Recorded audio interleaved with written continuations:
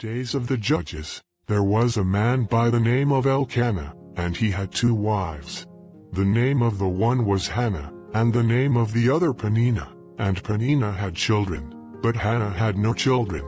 Now Peninnah was mean to Hannah about not being able to have children, and Hannah got bitter that she didn't eat.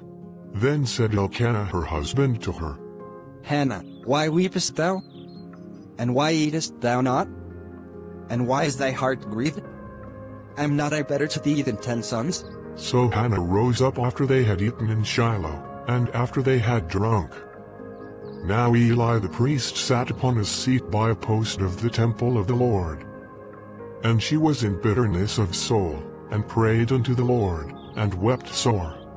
O Lord of hosts, if thou wilt indeed look on the affliction of thine handmaid, and remember me, and not forget thine handmaid, but wilt give unto thine handmaid a man-child, then I will give him unto the Lord all the days of his life, and there shall no razor come upon his head.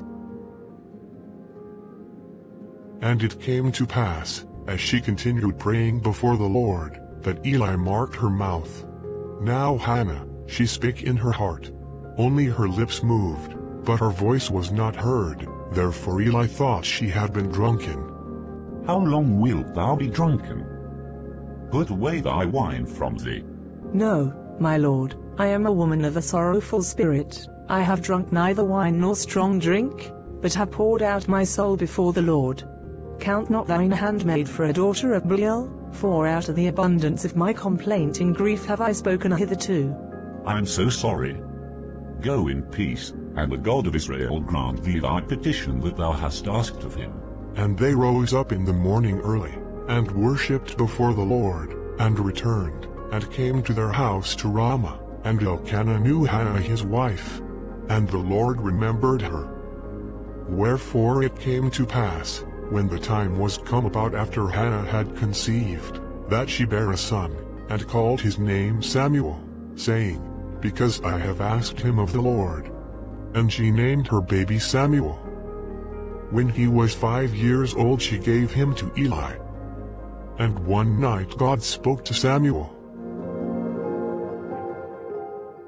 Samuel.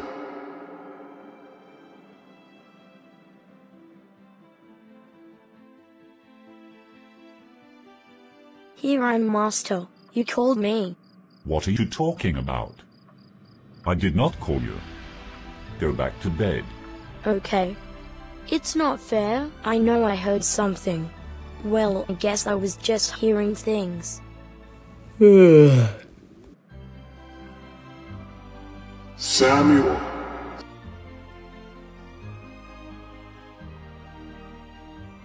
Here I am. Master, you did call me. I promise you, Samuel, I did not call you. Wait. I think you are hearing the voice of God. If you hear it again, say, Speak, Lord, your servant is listening. Okay. Samuel, Samuel, Samuel. Speak, Lord. Your servant is listening. Behold, I will do a thing in Israel, at which both the ears of every one that heareth it shall tingle.